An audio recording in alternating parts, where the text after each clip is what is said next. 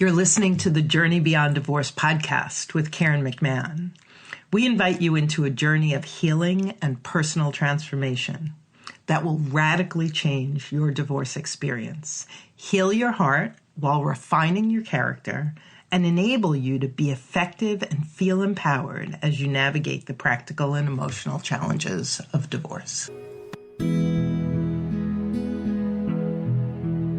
Divorce is like a foreign land, filled with unfamiliar rules and jargon, and pressure to make complex decisions that will impact the rest of your life. Don't go it alone. Go to rapidreliefcall.com and get the support and guidance you need.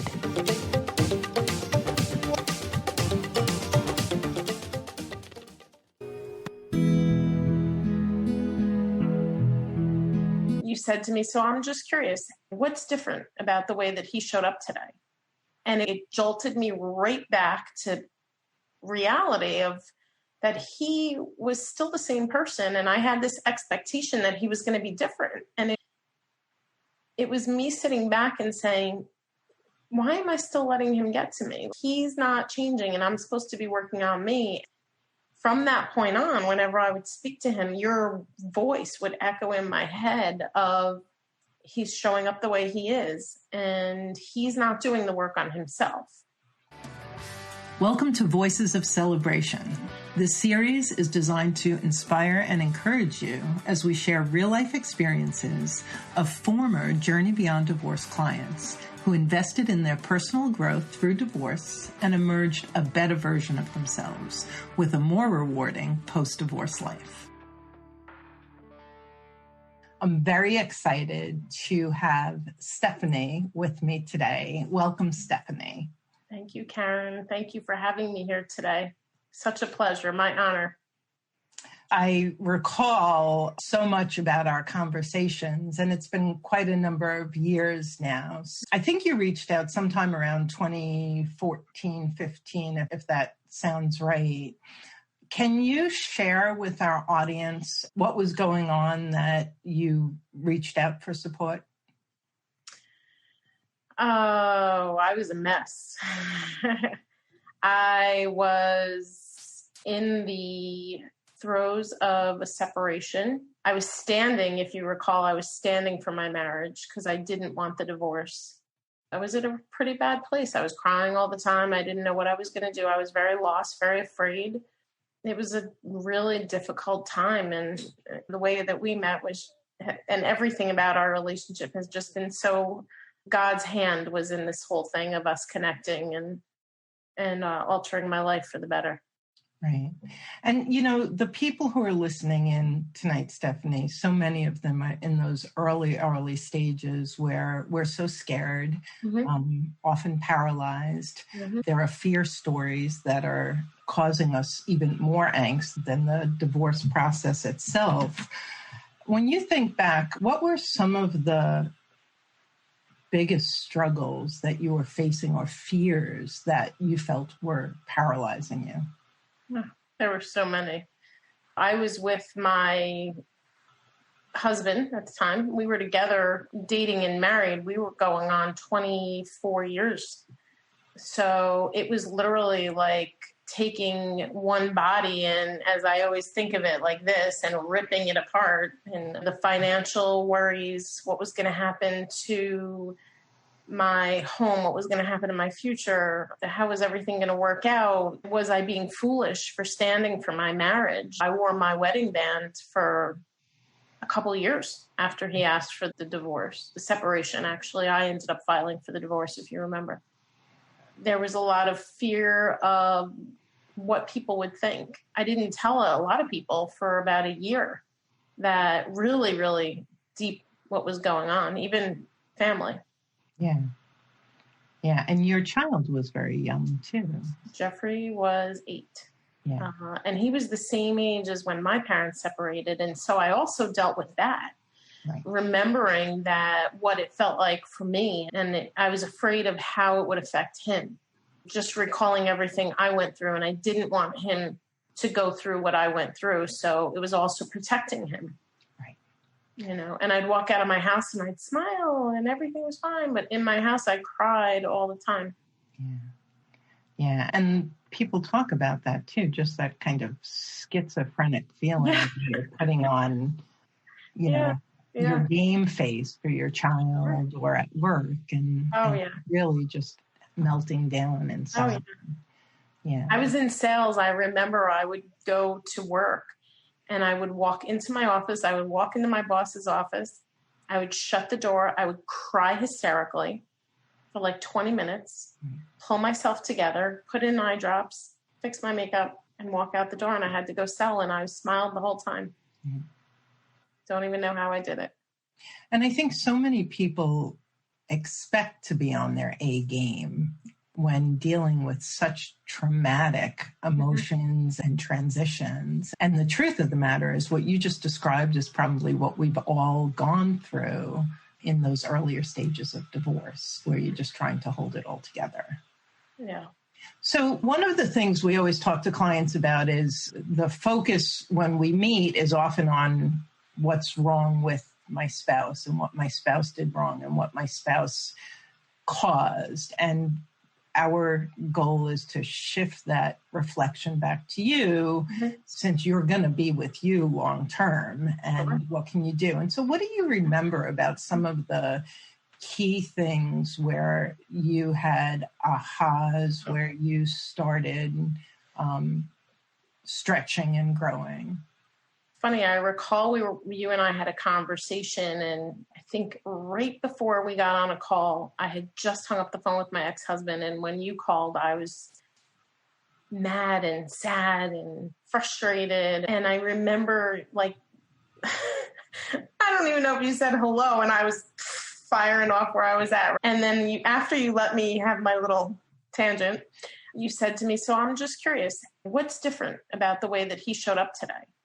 And it jolted me right back to like reality of that he was still the same person. And I had this expectation that he was going to be different. And it was me sitting back and saying, why am I still letting him get to me? He's not changing and I'm supposed to be working on me.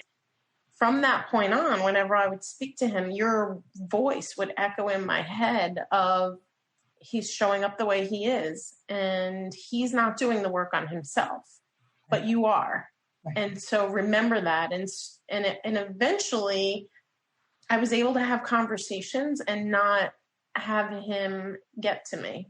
I was able to be okay, calm, which is crazy. Well, and what you're talking about, which is so brilliant, is the practice of acceptance. Which we speak so often to clients about, because when you started accepting that your husband shows up a certain way, behaves a certain way, we don't have to put any judgment of good, bad, right, or wrong. It's how he shows up. Right. And realize that you are the one who kept wanting it to be different. It's like born a zebra, show up a zebra, not a giraffe, right? And so when you stepped into the acceptance of, okay, this is how this individual behaves and shows up, I'm hearing that a lot of the stress and tension was released. Oh, absolutely. Absolutely. It was like I was a different person. And I still use that to this day, by the way. Yeah. And I've recently received a saying that just so resonated with me. I've been sharing it with all my clients, and so it's appropriate right now to share it, which is when we're expecting and accepting of someone the way they show up, it takes the resentment, the surprise, the disappointment away. And so both expecting and accepting. And if they show up more pleasing than usual, we're pleased, but we're not reactive and disappointed and frustrated or surprised. Right. And that's spot on. Absolutely. Yeah. It's such a different world to live in, to be expecting and accepting for who they are. Right. And then you can be calm and you can learn so much about yourself, which really is what it's about. And in many cases, you might have a plan. So if it was a spouse who showed up late to pick up the kid, then you have a plan B for how to handle that instead of being surprised every time that they show up late. Right. So one of the things that you took away was this level of acceptance around how your ex behaved. One of the things I recall you sharing with me was because of your childhood, how you were designed to be very kind of caretaking and type A. Mm-hmm. Do you remember how that impacted this transition period of yours?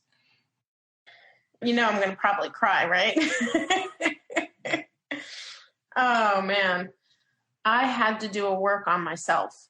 I had to really look deep at my part of the failure of the marriage, because I thought, but I'm doing everything and I'm helping and I'm giving and I'm loving and I'm providing, and that should be enough. And in reality, it wasn't what he was looking for.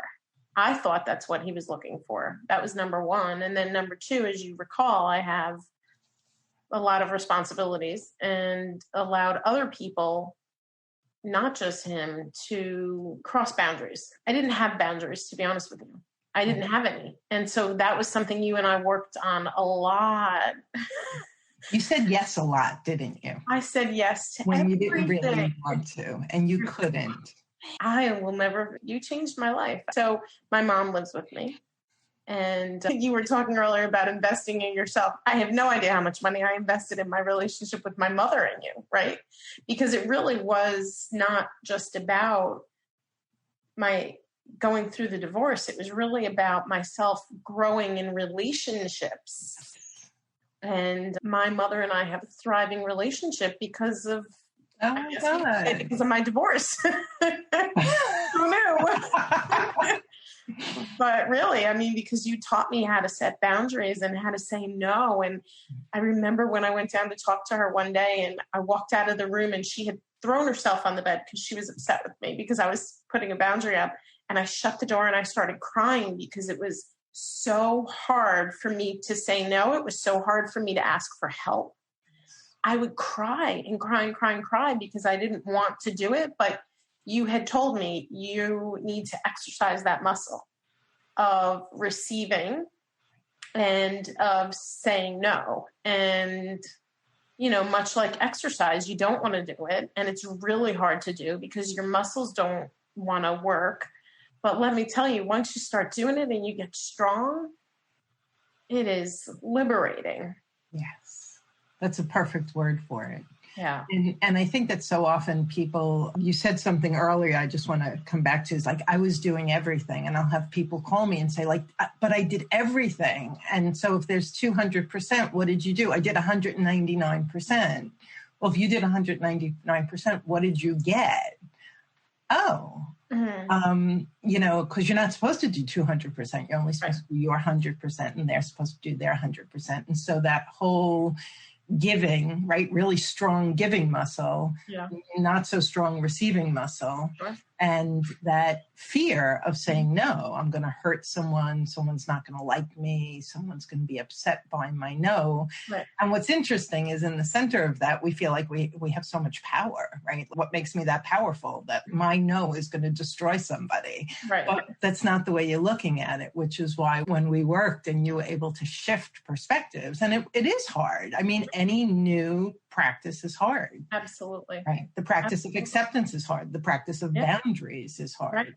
Right. And by the way, me thinking that I was doing everything, I was doing everything, right? Didn't allow him to do what he was supposed to do as my husband, as the man. And it was actually not good. And that was my fault.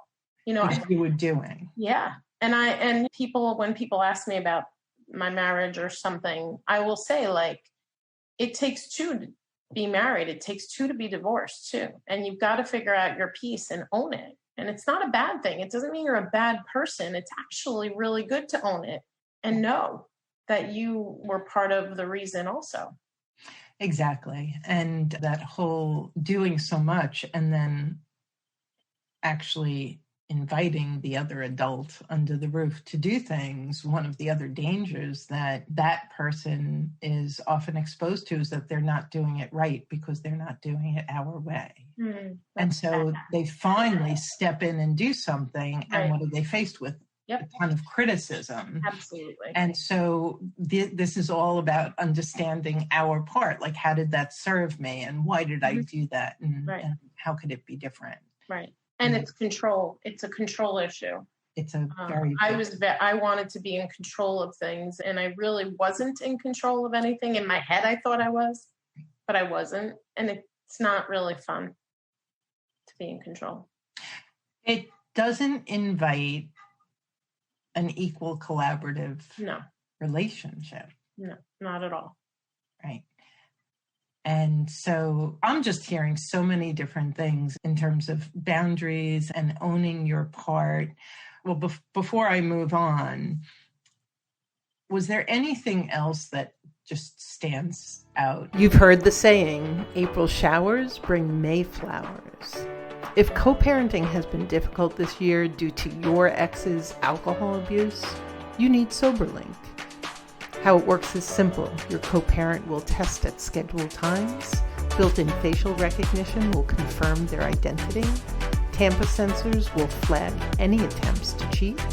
And results will get sent instantly to your phone, so you know that your kids are with a sober parent. Lay the groundwork for brighter days ahead. Visit soberlink.com/JBD to learn more and get $50 off your device. Yeah, he had an affair. And so that was broken trust. And even though we tried to repair, he said that he was trying, but he wasn't. And I believed him because, I remember, I think it's called Rejoice Marriage Ministries, something like that. And it's all about standing for your marriage. And I would read every day and I would pray every day and ask God to restore the marriage. And because I never wanted to be divorced. And who goes into a marriage thinking they're going to get divorced, right? I don't know anyone.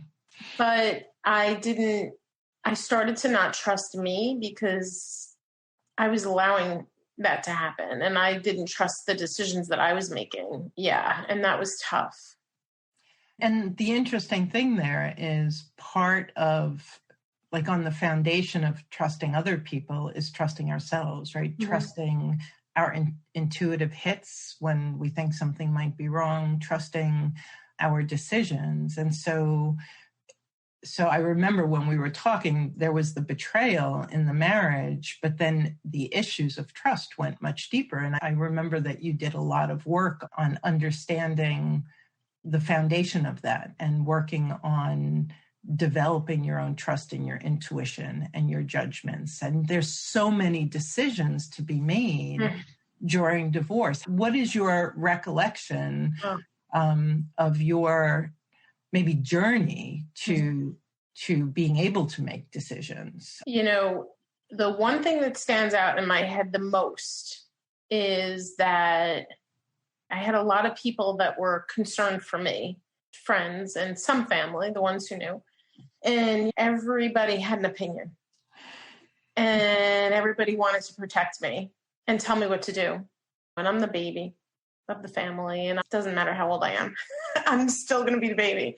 And I remember even my attorney was asking me, why are you not filing for a divorce? And I said, because I don't feel it yet. I'm not ready. And every once in a while he'd call me every few weeks. Are you ready to file yet? No. What are you waiting for? I don't know. And I would listen to people, but I remember I would tell myself, don't do anything unless it feels right. And I kept pressing into God every day. I was blessed that I had a friend who actually, after he had moved out, which was a couple of years after the separation, if you recall, he lived here. Right. And I had a friend who moved in to help me to be able to keep the house. And she would pray with me every day, multiple times a day. And I pressed into God and I just said, help me, lead me. And I did start to trust myself going through that part where I finally did file for divorce because he wasn't going to. Of all the decisions that I made, they were decisions that I made. Nobody helped me. And there were two instances that I listened to somebody else, and both of them were things that I shouldn't have done. And so in hindsight, I realized that I do have to trust myself, because every decision that I made, I was happy with. Right. And the process was okay, even though I was scared, because I didn't really trust myself, right? It was such a what do? You know, you want to trust yourself, but you don't. But in the long run, I can't have everybody make the decision. It's my life. And if I allow them to tell me what to do, then in the end, I'm going to resent other people. I had to trust myself. I had to take some authoritative control, which for myself was hard, right? I wanted to control everything else, but to control myself, I didn't want to. It was very strange. And it's another muscle that until you start assessing, you know, what am I thinking? What am I feeling? What's my intuition telling me? And then how do I take those three and figure out, I believe we call it holographic thinking, where you take your logic, your feelings, and your intuition and kind of balance them all out. And when you're coming from, wow, I married this person, they cheated on me, so was that a bad decision? Did they ever love me? Like all of the stories we begin to tell ourselves. And then how can I make decisions? And so you're starting there. And you know, one of the big things about coaching is interesting, because I'll have people call where they're like, so tell me what to do. But I believe I was one of those few people who didn't tell you what to do. Yes, and I did ask you, what do I do? Yeah. Right. And can you just share with our audience the difference when you're being coached without agenda or judgment or a position coming from your coach? How did that impact your process? The first thing that stands out, which is just so funny, I remember being mad at you. I remember I would get mad at you. And in my head, I would be like, oh, here she goes again. She's not going to tell me what to do. She wants me to make a decision. I remember my body literally being upset with you, because I just wanted you to give you the answer. Give me that direction, give me advice of some sort.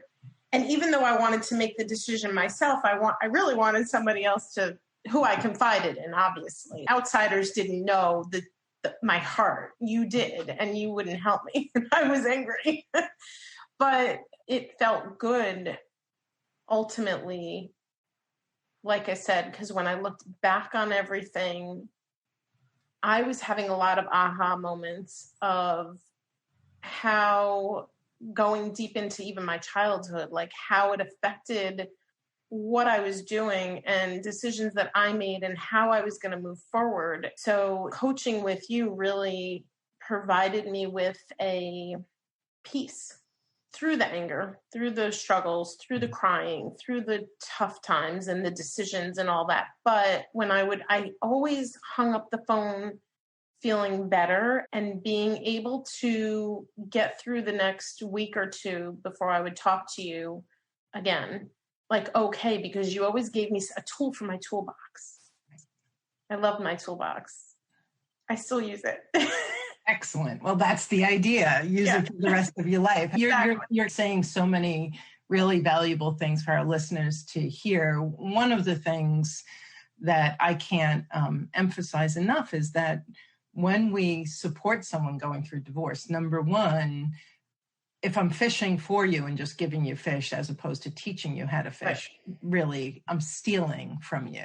Yes. And so the idea in coaching is that you do have all the answers, and that when we work together, it's a matter of peeling back the onion and digging deep and getting clear so that you then emerge so confident in making your own decisions, which was something that was very important to you. And the other thing is that, honestly, our desire is not just to help someone get through their divorce. Our desire is to help someone transform through their divorce. So whether you're dealing with an adult child with addiction, or the death of a loved one, or a career that falls apart, or a pandemic, or 100 other things, that you have this robust toolbox that you've built up, that no matter what happens, you'll get thrown off your game for a short period of time, but that you can always come back and re-engage with all that you've learned and grown with. And that's what I'm hearing you say, which is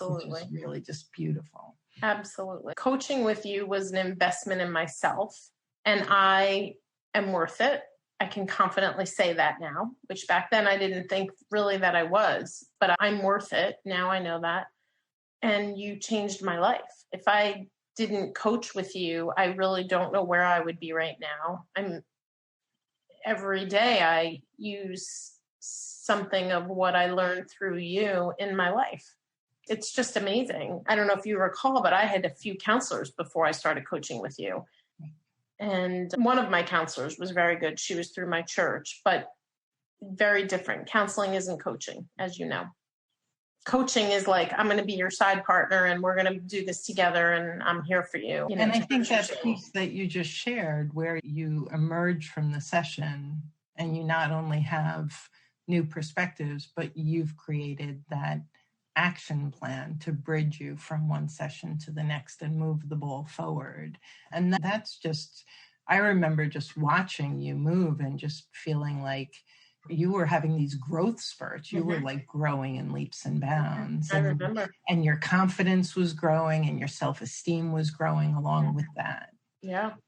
Do you recall, I mean, I do, and my divorce is pretty far behind me. Do you recall some of the fear stories you had about what it was going to be like to be divorced or post-divorce? Do you remember anything? Oh, yeah. Can you share with the audience? Because I want you to know that the people listening, they have that fear story and they're early on in the tunnel and the tunnel looks bloody dark and bloody long. And if you could share some of that, I think that would be really helpful. You've been listening to our podcast, Getting Educated, Regulating Your Emotional Reactions, and it's been really helpful. Yet you know you could do better, be better, and you're wanting and needing more support.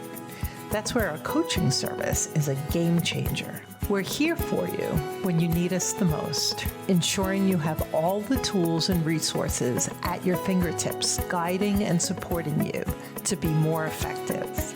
Our free rapid relief call helps you gain a broader perspective, commit to your best next steps, and determine what coaching support is right for you. Visit rapidreliefcall.com to book your call today.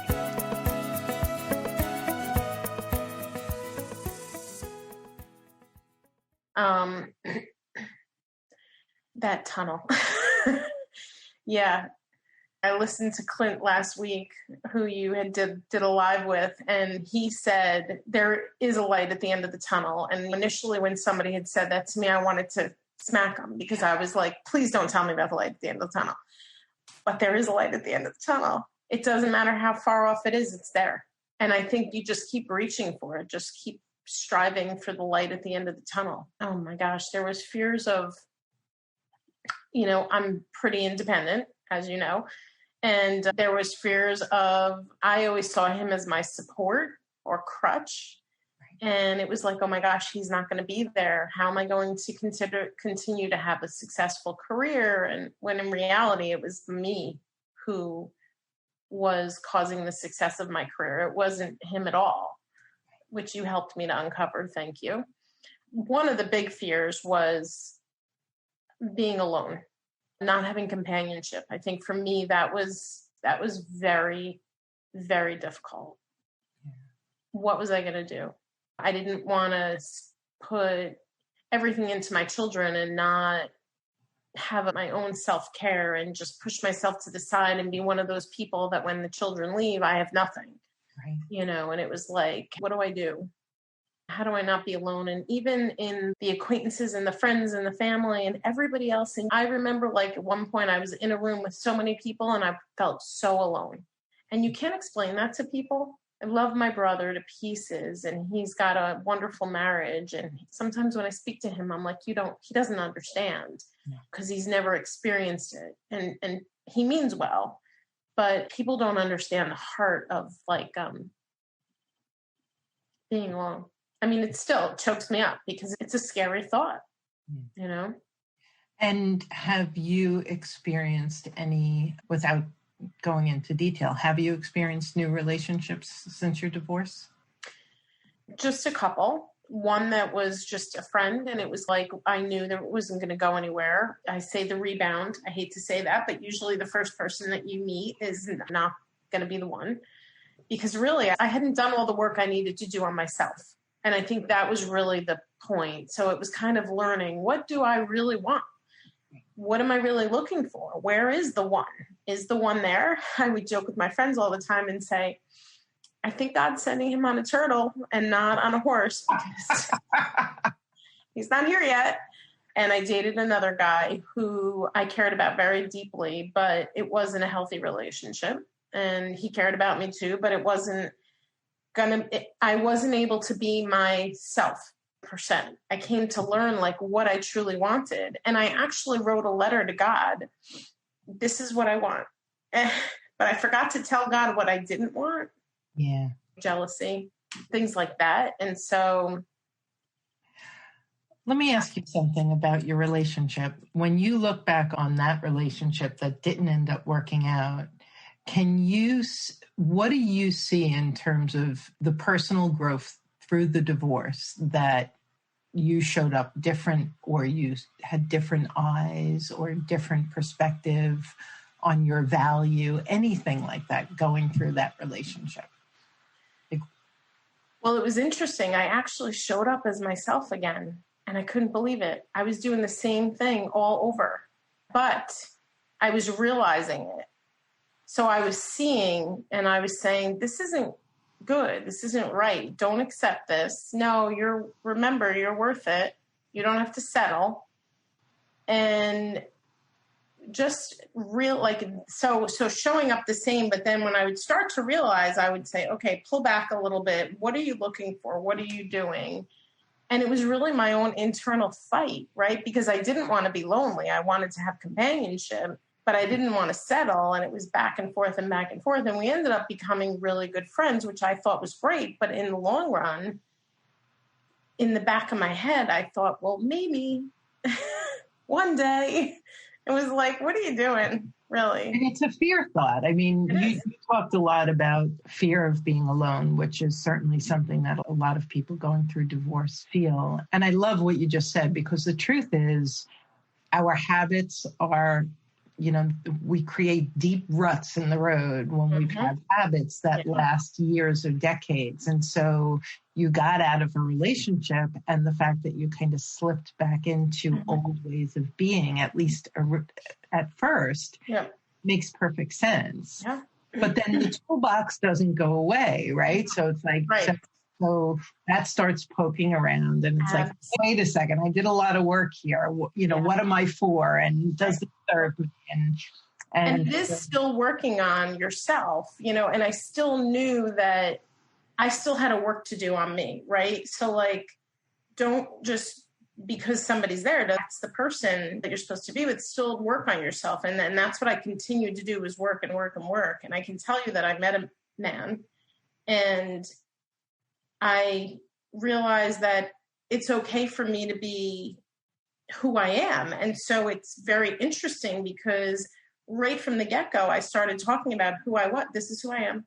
You can like me or not, and that's okay. If you don't, we'll have a nice lunch and we'll move on. I mean, first date, I was asking him questions that some people would never, but I'm like, at my age, I want to know. I'm not going to go into this with eyes closed and be a little resistant. Let him chase me. I hate to say that. Guys are probably watching this right now like, really? But the reality is, don't throw yourself out there and be that trying to take care of or maternal. It was like, whoa. And I would feel it start to come out and go, back up. It's actually wonderful. The feeling is very mutual. And I think he may be the one that came in on the turtle, to be honest with you. So and there's something so powerful about showing up authentic. And it is, because when you're really yourself, then the person actually gets to fall in love with you instead of your masks. Right? It's amazing. It is absolutely amazing. And now I don't want to say hide or compensate or anything, because now I'm just me. And you know what? Planes, trains, and automobiles. What's John Candy? I like me. I love me. You know what I mean? Like, I'm a good person, and he sees that I'm a good person. And that even makes me feel even better about the person that I am. And it's just so beautiful. It really is. And so when I think back, it's that light at the end of the tunnel, and it took a long time to get there. But along the way, the light kept getting brighter and brighter and brighter. Now, I don't know. I really do truly feel he's my soulmate, which is because I've never, ever felt this way before about anything. It's just very bizarre, and we could talk about that another time. But, it's still growth. You know what I mean? And that's what I was going to say, all things in due time. And right. The fact that you're describing yourself as showing up more authentic. Mm-hmm. The sad thing is we'll show up with a mask and then we get comfortable and we take the mask off. And it's like, what's your problem with me? Well, you're not the one I fell in love with. I fell in love with your mask, right? So absolutely, right? So I want to wrap this up. What words of encouragement would you like to leave our audience with, given the journey that you've been through? Words of encouragement. I would say trust your intuition, trust your gut. You're worth it. And just believe that the decisions that you're making are right. If it doesn't feel right, don't do it. No matter what somebody tells you to do. If it doesn't feel right, don't do it. Follow your lead, as I call, because I'm very strong faith in God. Christ in me. I follow that. If it feels yucky and it doesn't feel peaceful, don't do it. Whatever that could be, whether it's a decision in regards to the divorce or filing or anything, or meeting other people and your future. And I would say, and work on yourself. One of my friends, one of the best pieces of advice he could have given to me, he said to me, Stephanie, go work out. He said, get up and go do something. Don't sit. Don't be by yourself. Don't be still. Go take care of you. And I started to take care of myself, and it's wonderful. It just changed my life to invest in me in all levels, coaching and working out and wellness and meditation and everything. And so I would say, take care of you. You're worth it. Beautiful. Yeah. Thank you so much for joining me and sharing your story. I think that there are many who are going to be inspired and encouraged by it. And I am honored to have gotten to work with you. And thank you. You're amazing, and you're doing great things with your life. And thank you so much. I owe you. I'm forever indebted, because you'll always be with me. I mean, imagine like when I'm older and I'm still using my toolbox. That's it. Thank you so much, Karen, for having me on. I really appreciate it. It means a lot to me. You're very welcome. And we will be back with some more voices of celebration. So we'll see you then. Bye-bye. Thanks for joining us on the Journey Beyond Divorce podcast. I hope you found guidance and encouragement to help you along your journey. If you like my podcast, please take a minute to subscribe and leave a review on iTunes.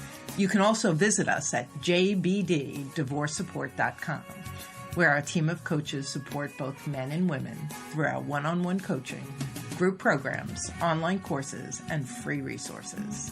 Stay tuned for our next episode, and I'll talk to you soon.